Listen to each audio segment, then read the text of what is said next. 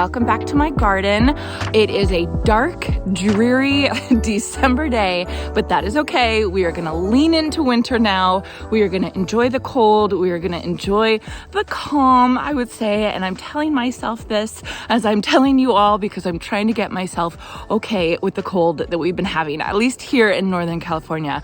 We have been having such a massive cold snap. It has been so incredibly freezing. It actually has gotten down to freezing for us, and I think it got down to 29, which is not normal for us at all. And I am just kind of trying not to freak out about which plants are going to die because of this cold. It's been quite the year because in August we had a massive heat wave where we had about 10 days over 110 degrees.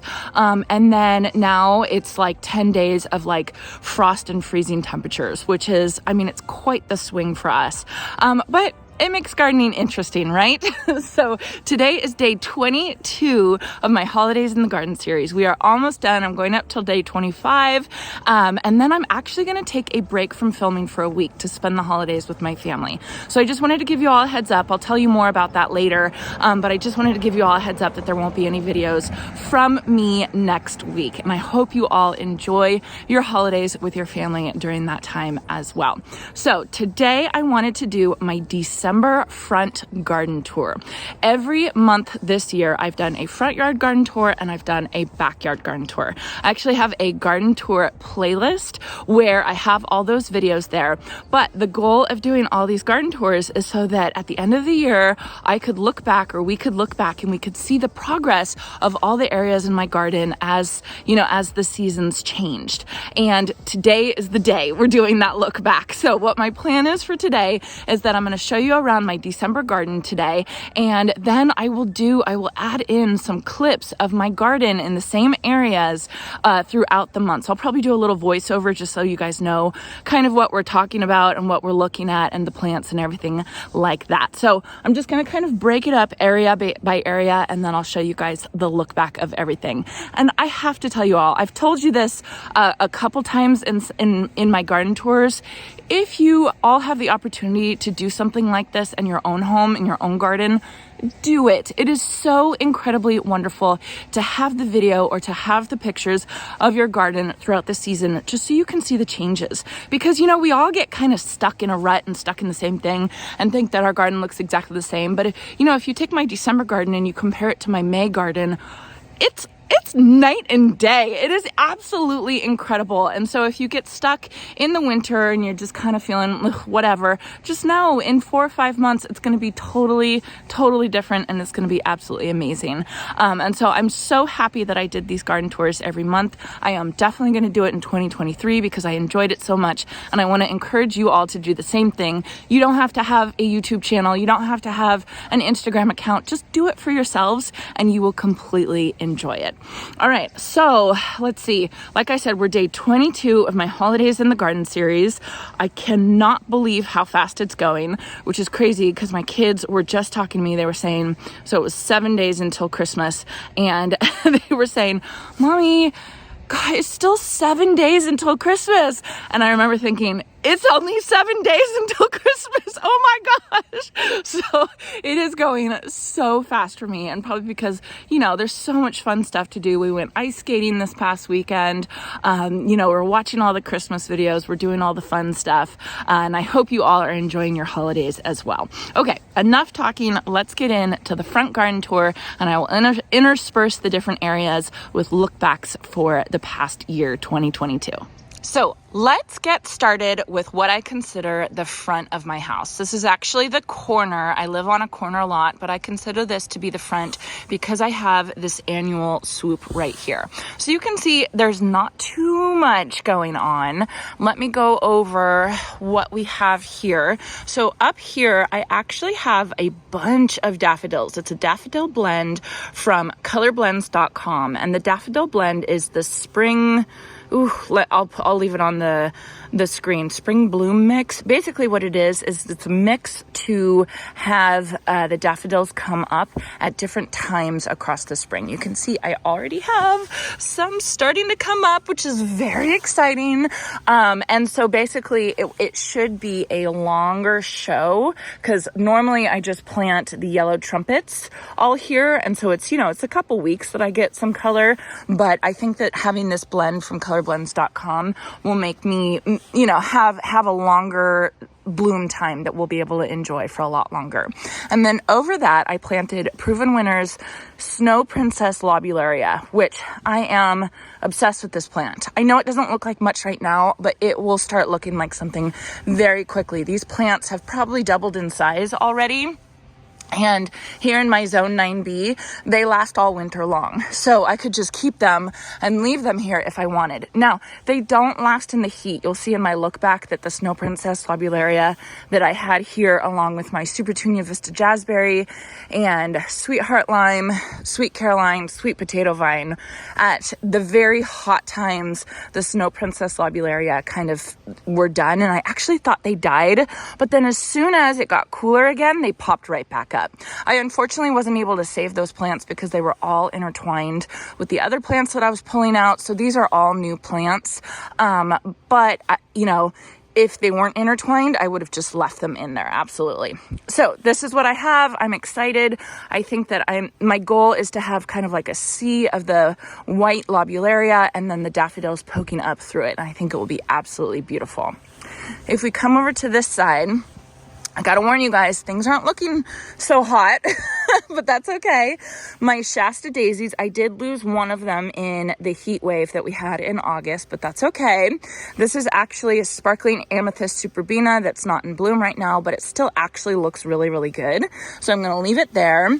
The things that look absolutely terrible are my Helen von Stein lamb's ear. And I am leaving these here. Last year, I took all the dead leaves off. You can see they kind of just look mushy now at this point. It's such a bummer because this is one of my top plants in the warm season, but in the cool season, it just looks terrible. It looks so gross.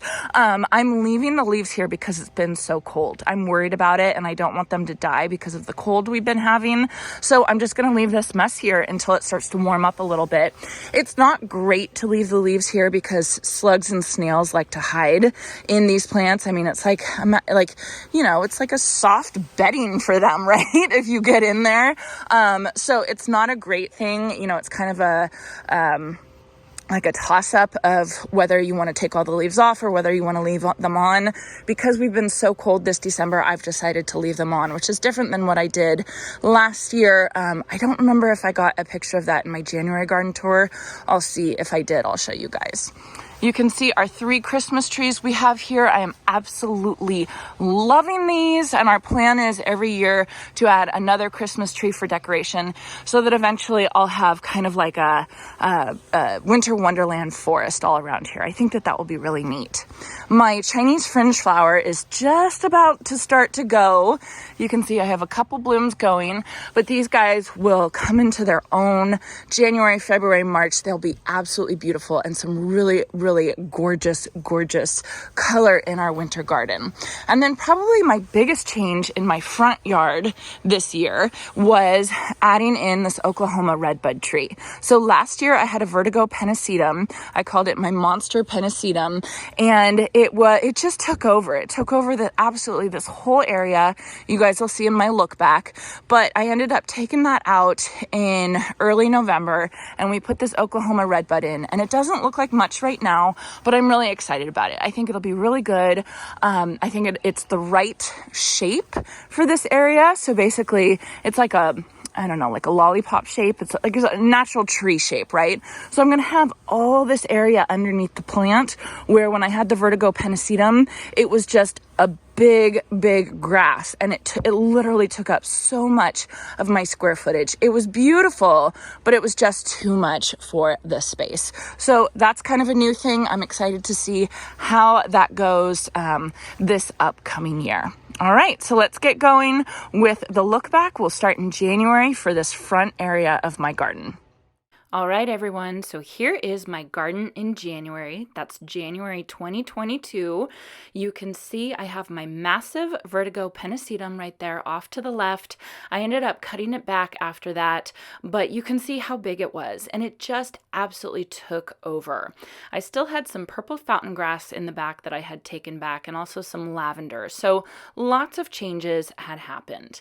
Here you can see my front swoop where I planted my daffodils, and you can see they started to peek out of the soil. They're coming, and then we get to February, and there they are. This was such a beautiful day. I think this was sunrise.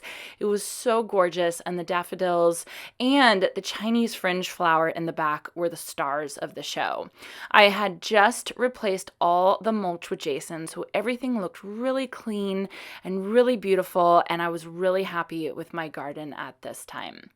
Moving on to March, I had deadheaded my daffodils, but I had left the leaves there so the leaves could soak in some sun.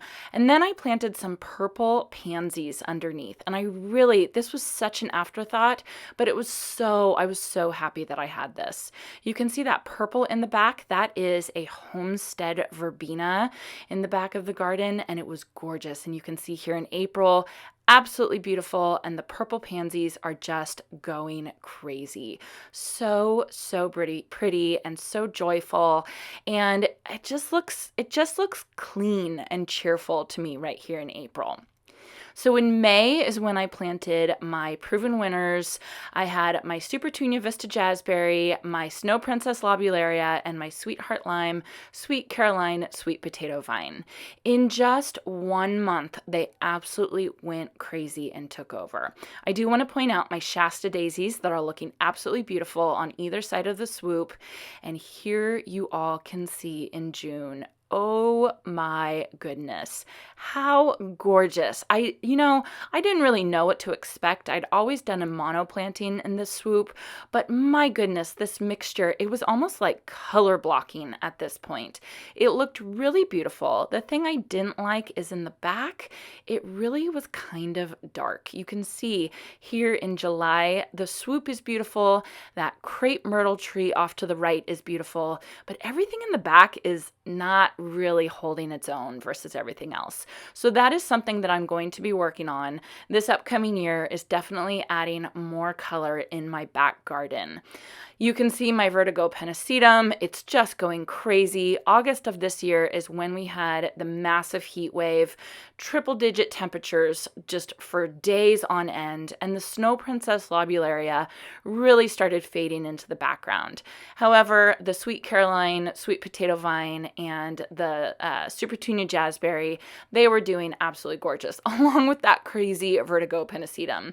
I mean, that plant, if you need a plant to really take up some space, go with that plant. It's from Proven Winners as well, and it is just massive. So this was September, looking pretty good, things starting to get a little tired, along with myself getting a little tired. I definitely stopped fertilizing at this point in October, and really I should have been fertilizing more. I would have had a better show, but we all get tired at that time. You can see we have some Halloween decorations up, and it's still looking really beautiful. Come November, my annuals were pretty much done. I think I pulled them the day after this video, but again, you can see that Snow Princess Lobularia just doing absolutely beautiful. It is really one of my top performers this past year, and I love it. And I'm excited to see what my swoop this year is going to be like. Look at how bleak my street looks right now. We haven't even, I think we're officially on the first day of winter when you guys see this today, but I miss the leaves, absolutely miss them. So the next area I wanted to talk about is my cut flower garden. And it's kind of like, what am I doing with this space right here? So last year I did my cool flower method, and I put seedlings in here, and they grew and they were absolutely beautiful. And I'll show you guys in the look back. Then, during the year, I was having a little bit of trouble with the plants growing, specifically the sunflowers. I was having a ton of trouble with that. And even the zinnias really weren't doing fantastic like they should, I mean, they're they're zinnias. They should be so easy. So I actually had my neighbor, who's an agronomist. He's a soil scientist. He came over and he was so sweet and he tested my soil for me.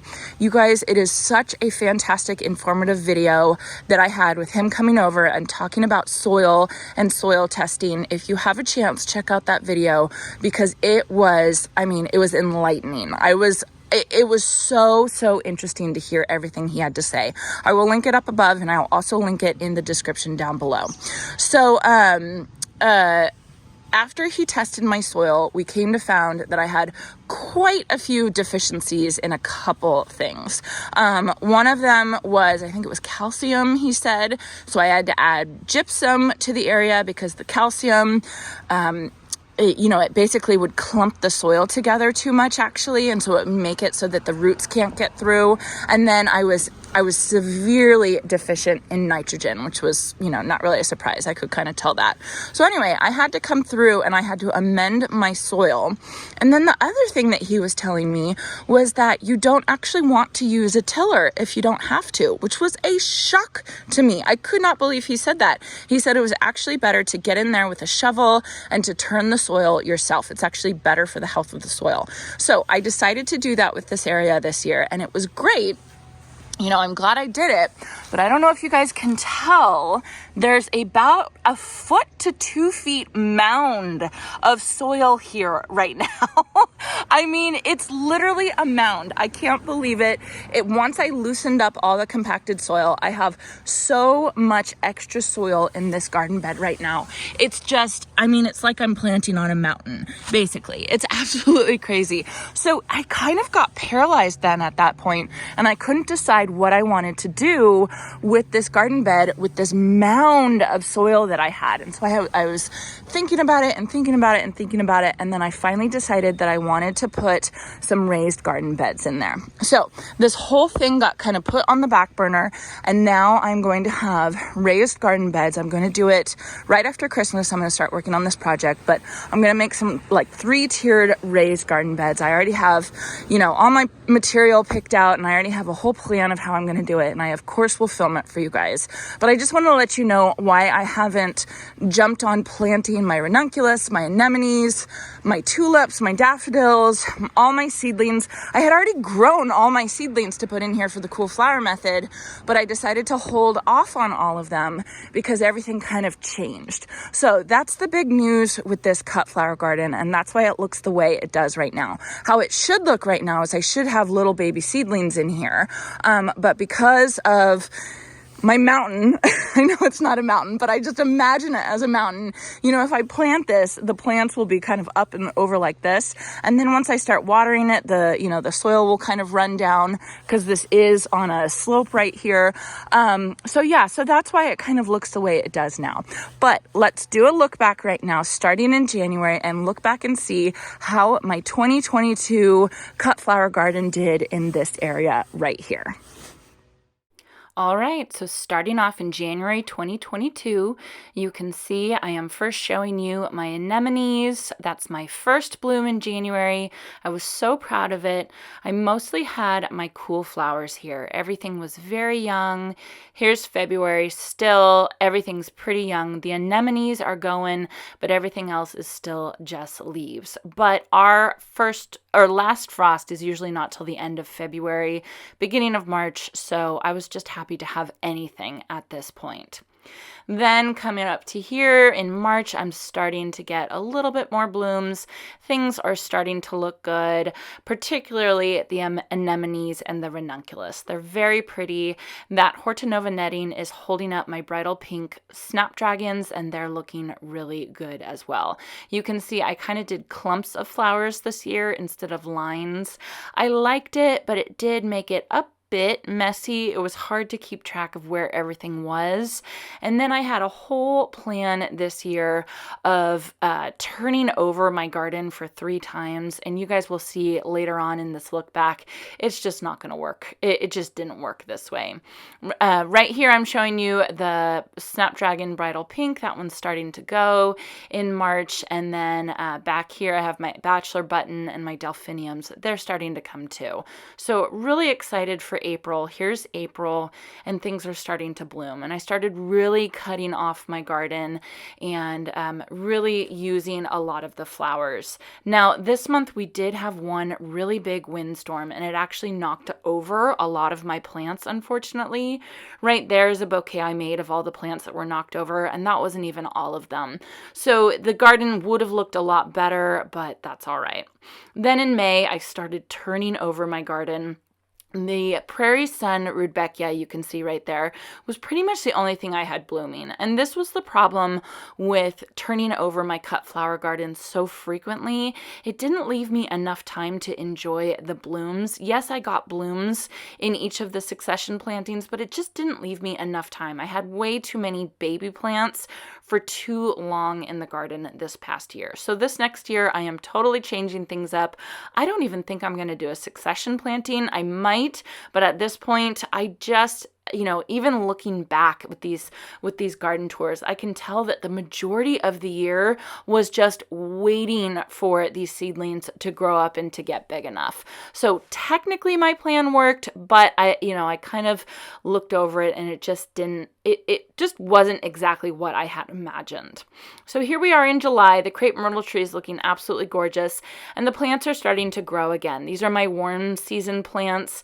They're looking great. The cosmos, the rudbeckia, the zinnias, they're all looking really beautiful. Right there in front is the snow on the mountain. That was really gorgeous as well. It was a gorgeous filler flower. I had a really tough time with keeping that one from wilting once I cut it. But if I got it to not wilt, which was usually meant just leaving it in a vase for a couple days, it ended up working out really, really well. So here in July, things started looking a little bit better. I was really enjoying it, but had I followed my plan, I would have been pulling out a lot of these plants and they had just started blooming. So lesson learned. I think that that's why these look backs are really, really good, because I can see, like, look at that celosia I had that was just starting. It was just not enough, right? Just not enough. So here we are. I skipped all the way to September because I didn't have much to show you between now and then. I have red spike amaranth right here. I'm going to show you some of my sunflowers. Those were my teddy bear sunflowers and they just died. This is what I was talking about. I'm talking about right here that I'm just having trouble with some of the flowers. They just don't look as good as they had in past years. And, I was convinced at this point that it was a nutrient deficiency, and it turns out with the soil sampling, I was right. So you can see this Prairie Sun Rudbeckia. It's still going crazy. It's looking absolutely beautiful. My dahlias were looking really good at this time, looking really pretty. I had a lot to show for everybody. But right behind these dahlias were my sunflowers. And my sunflowers were a complete and total fail. They looked so horrible. It was almost embarrassing to show you all. But these are the sunflowers. They were in for a long time and they were about 2 to 3 feet tall. That was a Pro Cut Plum sunflower, and that's the only one that came up. And so I just knew that I had some issues and I had to really change things over this winter. So finally in October, I ended up just pulling everything out because I got frustrated at it. And this is when I started talking to Daniel, my soil scientist neighbor, about checking everything. He found quite a few deficiencies, and so that's where we are today. Is I'm just really working on the bones of this cut flower garden at this point. Okay, so now let's move up to this area. I call this area my gated garden bed because I have this black gate around the whole space, and it includes my front patio, my front entryway. I wanted to show you guys this. I did a video on this whole area. The magnolia leaves are holding up perfectly. They are absolutely so beautiful. I'm so sorry it's so dark. It is incredibly dark. But these are white cyclamen, creeping Jenny, and then magnolia leaves. And then I do have some black olive heuchera in here. That it's not really necessary to have that. You can barely see it. But the 3 other combination it's absolutely beautiful. I love it. I want to repeat this. I think it's gorgeous. And then over here in my front door area, I put natural garland. You can barely see it because it's so dark today. I put natural garland, and then I did stick some magnolia leaves in there, and those are handling it really well. I did have my other wreath, which was a frosted wreath, and that didn't really work very well. I didn't like it. Luckily, the girls' school, all the kids put together these rosemary wreaths right here, and then they sell it for the PTA. So I just bought one of those, and I absolutely love it. I think it's absolutely gorgeous. So that's what I have going on up here. I feel like, it's okay. I don't absolutely love it like I love my window box over here, but it's always something that I can work on. The window box is absolutely my favorite. But what I wanted to show you all is I wanted to show you all my gated garden bed that I have right over here. And yes, I have not cleaned out my fall pots yet. I need to do that.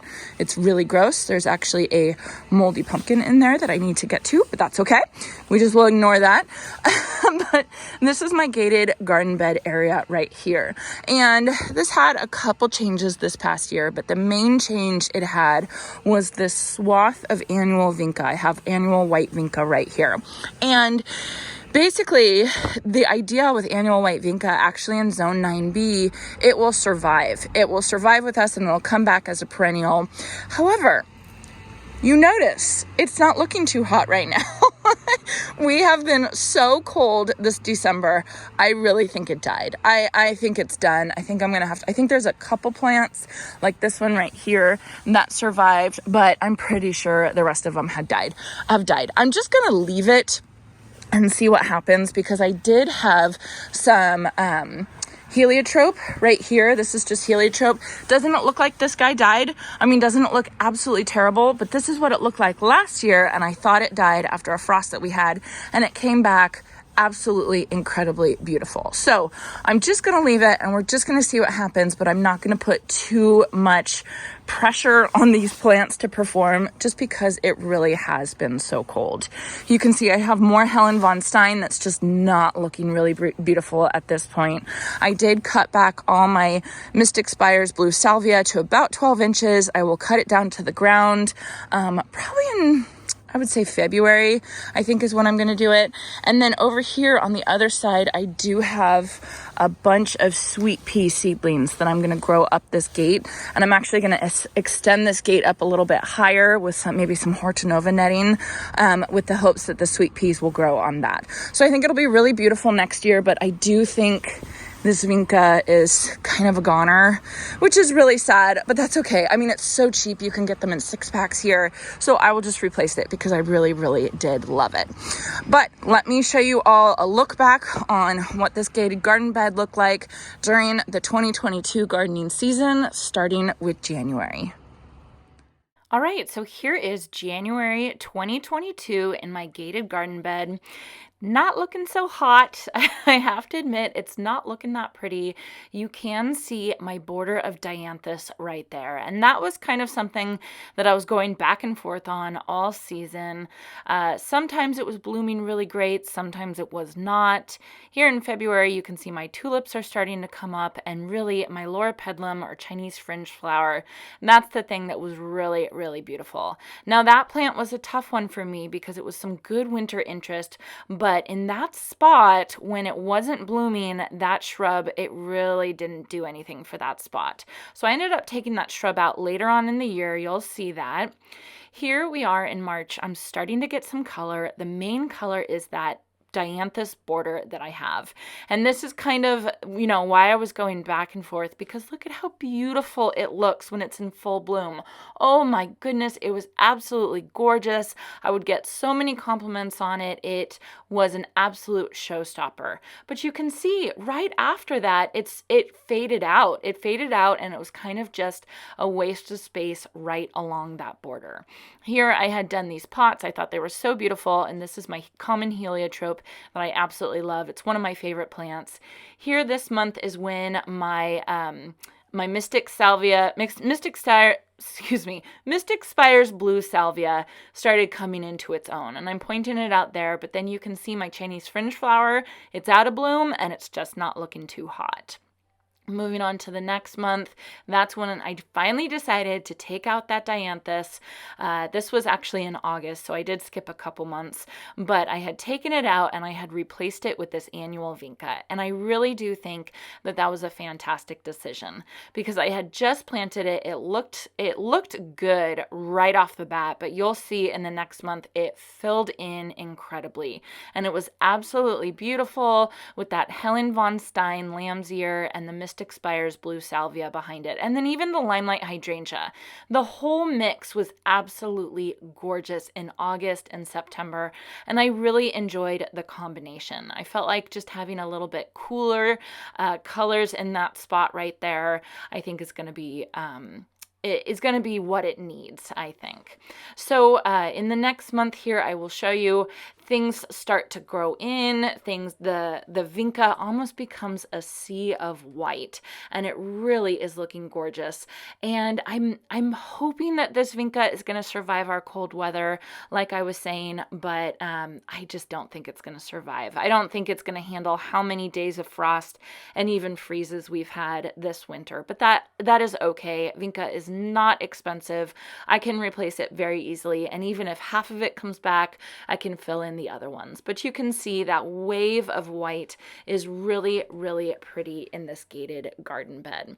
So this garden bed, it's still a work in progress. It's still something that I'm going to be messing around with and changing as I do with all of my garden, but you can kind of see the progress this past year and the big changes that it did have. All right, then let's move over to what I call my cottage garden. I call it my cottage garden, even though it is definitely a work in progress. I'm trying to make it to a cottage garden, but this is kind of a tough area. It's eastern facing, it doesn't have the best drainage, and so it's kind of a tough area to learn to plant in, but I'm absolutely learning. But honestly, you guys, this area has changed so incredibly much over the last 12 months. I mean, 12 months ago, I had a full hedge of plumbago all the way. Here's one that I left here, but I had a full hedge here, and that was literally all that was here. Also, I had rocks as ground cover. I didn't have this bark, this mulch, and then also we didn't have the fence painted. So it has been quite an incredible change, and I'm really excited for next year with all these changes, because I feel like that we got the bones kind of worked out this past year, and now we can really get going with the planting and the flowers and the cottage garden look. So right now, this plumbago, I mean, this is a monster. This is my new monster. My vertigo pennisetum is gone, but now my plumbago is here. So I'm not going to cut that back until January or February, and then I think I'm just going to have to pull it because I don't love it, honestly. And I have a bunch of plumbagos over there in my oak tree garden bed. I'll show you guys that in a minute. Over here, I planted a whole bunch of alliums, and they're coming up really well. I don't know why this spot is not coming up. All these are coming up, and this spot right here is not coming up. I'm not totally sure what is going on, but I'm glad that they are starting to pop through. That's really good. And then I have a bunch of just a whole bunch of different plants that I have going on. This is my Semfall spirea, which really doesn't look good in the winter.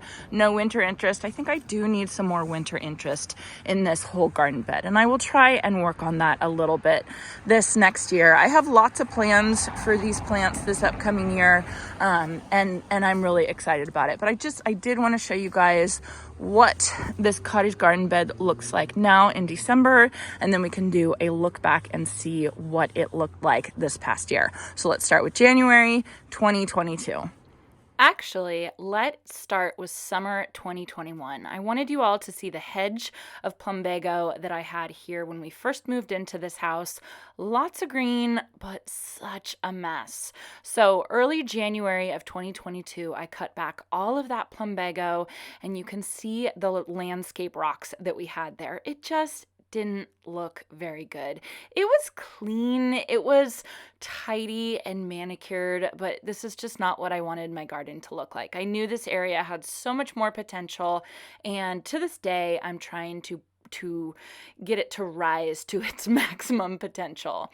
Here's February. We took out the landscape rocks and we replaced it with black mulch, which made a huge difference. That was a massive job. It was, Jason and I did it ourselves. It was a ton of elbow grease getting all those landscape rocks out, but I'm so glad we did it. Come March, that's when I took a big trip to Annie's Annuals. I'll link the video in the description down below. But I found a bunch of perennial cottage garden plants that I planted all throughout this cottage garden. And I had really high hopes for all these plants, but you know, you just got to learn. You got to learn what works in that area. You can see in April, some of them were doing really well and some of them just weren't. I think it didn't get enough sun or it had too much water. It just wasn't the happiest place. And then my plumbago started growing back here at this point. That's what I'm pointing out right now. And so I knew I had to do some major changes to this garden bed even more. I knew it was coming. I knew it was something that I had to think about. So I added in a little bit more color because with a cottage garden bed, the goal is to cover all of the ground cover so that you don't see any of the mulch or the bark or the rocks or anything like that. So I added in a couple Super Tunia Vistas, and I think that helped. The Veronica looks good, but here I'm pointing out that plumbago, and it just was getting bigger and bigger and bigger. And so I knew it was going to be an absolute massive job to take those plants out, but I knew it was something that I had to do. So I had planned to redo my oak tree garden bed. I'll go over that in a little bit. And so what I did this upcoming month is I did take the time and I took out all those plumbago shrubs. It took me 2 full days to get those guys out. I thought I killed them because I cut back the roots so bad. I trampled on absolutely everything in this garden bed. I smashed it all as I was trying to get those shrubs out. You know, it was just one of those things that I should have did it when I had nothing else planted in there, but hindsight is 20/20, I guess. So it looks much better now at this point. Now that those plumbago were out, I wanted to show you all my some false spirea. They did bloom. I think they're absolutely beautiful when they're in bloom. But then as we moved on to July, you know, it's kind of more of the same, more of the plants just didn't reach their full potential in this garden bed this year. So it is just a work in progress. As I started planting other things in, like this month, I ended up planting a limelight hydrangea a little bit further down. I'll show you it in a minute. That limelight hydrangea thrived in this garden bed. It was so happy from the minute I put it in. So I think I really just have to find the right plants for this garden bed, the right plants for the right spot. And sometimes we have garden beds that can be a little bit difficult, you know, ones that don't follow all the rules that you would think for morning sun. Here's August, and you can see what I wanted to point out here is look at the fence color. This is the month that Jason and I started painting the fence, and so this is what I really wanted to show you all, was the before of my cottage garden bed with this fence before it was painted. You know, it looked okay, but it didn't look great. And then come to September, you can see the fence was painted, at least on the top, and it looks so much better. I knew I had to come in and I had to paint the footer board, and I did get that done in October, so you'll see that in the next month. But just painting the fence, just buying a couple gallons of paint to paint the fence, it was actually a stain. It made all the difference in the world. All right, the next we're gonna move on to October, and in October you can see that the fence was completely painted. It looked so much better. I'm in love with it. I wish I had done this earlier, years ago when we moved in. I wanted to show you all this beautiful limelight hydrangea. It just, I mean, even in October, and you'll even see in November coming up, it's blooming. It looked absolutely perfect. So here's November. I had planted some alliums right there in that spot that I'm showing you. And then as we come down a little bit, you can see those limelight hydrangeas, they started turning pink. And limelights don't always turn pink in our climate. We have had a very cold fall, but I just think that this limelight is in the perfect spot for it. This area is not very well draining, so it's very moist, which I'm sure the limelight likes, and then it's morning sun, which I'm sure it likes as well. So So really, it was such a change for this cottage garden bed. I don't even think I'm done changing this garden bed. I think it'll keep changing. It is a work in progress, and it's one of the things I love about gardening is that it will always be a work in progress. Okay, and then the last area that I want to talk to you guys about, and I want to show you all, was my oak tree garden bed. So here is my majestic oak tree. I think it's a valley oak tree. It's absolutely beautiful. It's a California native, and this whole year I embarked on a project of planting plants underneath this native California oak tree that would do well underneath the oak tree. Now, California oak trees are not like other oak trees that you get around the country, because other oak trees you can plant water-loving plants right up to the trunk and not have a problem with it. These California oaks, they need drought-tolerant conditions, so you have to be really particular what you plant underneath an oak tree, or the tree could really, really suffer. There's been a lot of stories of people not knowing and like planting lawns underneath their oak tree, and then because of the irrigation, it kills like a 100-year-old oak tree, and the oak tree dies within a couple years of the lawns being planted. So that's one of the things that everybody tries to get across about planting under native oaks, is that you don't want to give too much water. So this whole garden bed is a very natural garden bed. It's all drought tolerant plants that were on the list. I will put it was like a booklet of plants that I think it was from the California Native Oak Tree Foundation. And they had a whole list of plants that would do well underneath a California oak tree. And every single plant that I chose here was on that list. And it ended up working out really well. I know it kind of looks like a mess right now because of the oak tree leaves.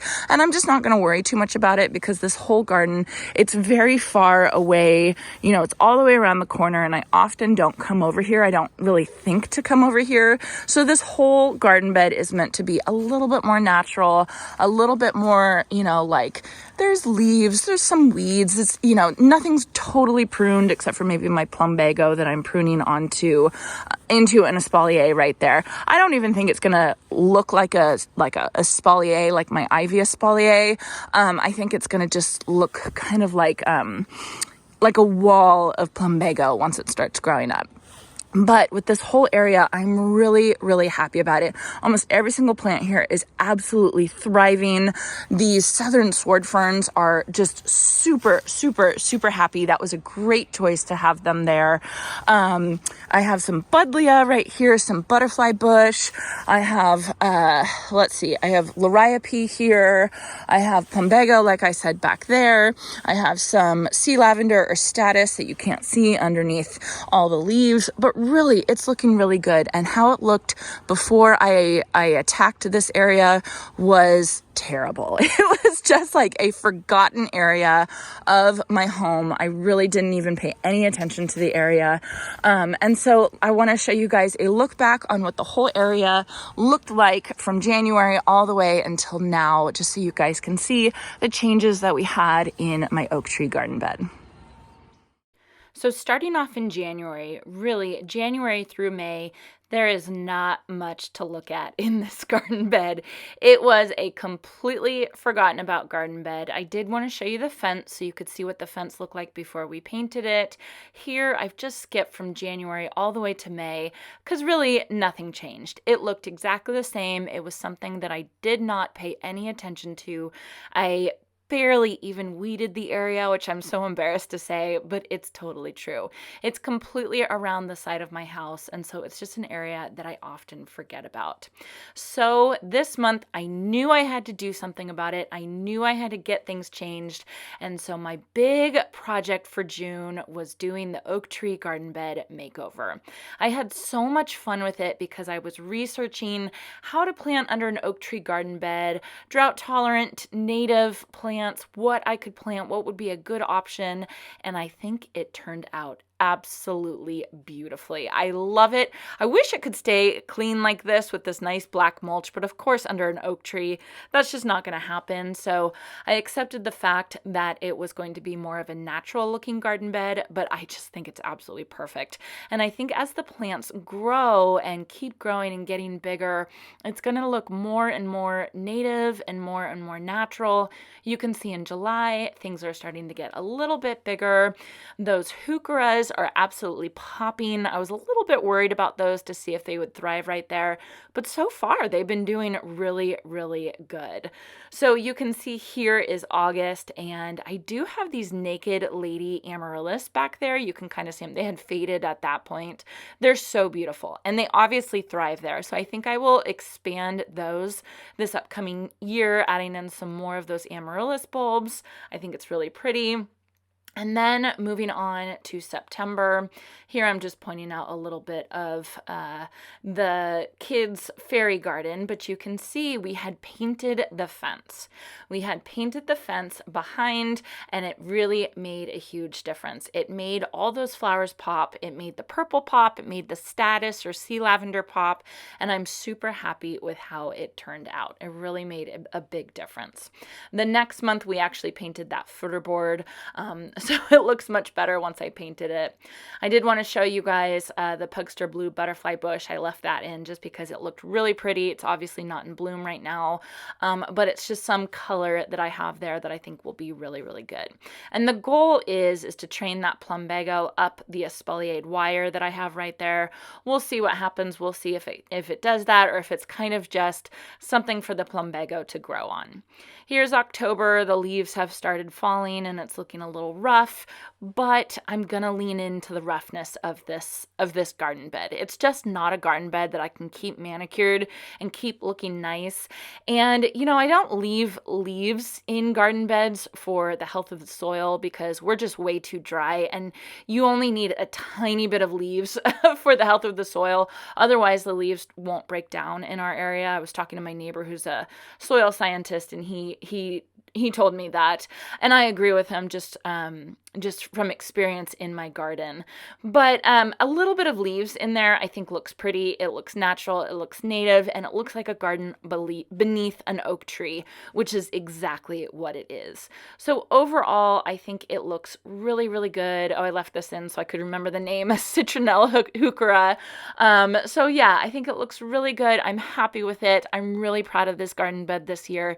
It was one of the big projects I had, and I think it really paid off. All right, everyone, so that is it. I hope you enjoyed my December front garden tour and my 2022 look back of my front garden. I enjoyed it. I enjoyed looking back. It was fun to see what it looked like earlier in the year, things I had completely forgotten about that I had planted there or that I had there before, or, you know, something that I actually really liked and I need to remember to do it again next year. So I hope you all enjoyed this. Stay tuned for tomorrow when I do this exact same thing in my back garden. We'll do a back garden tour and a back garden look back. So I hope you all enjoyed this, and I hope you all have a chance to get into your garden today.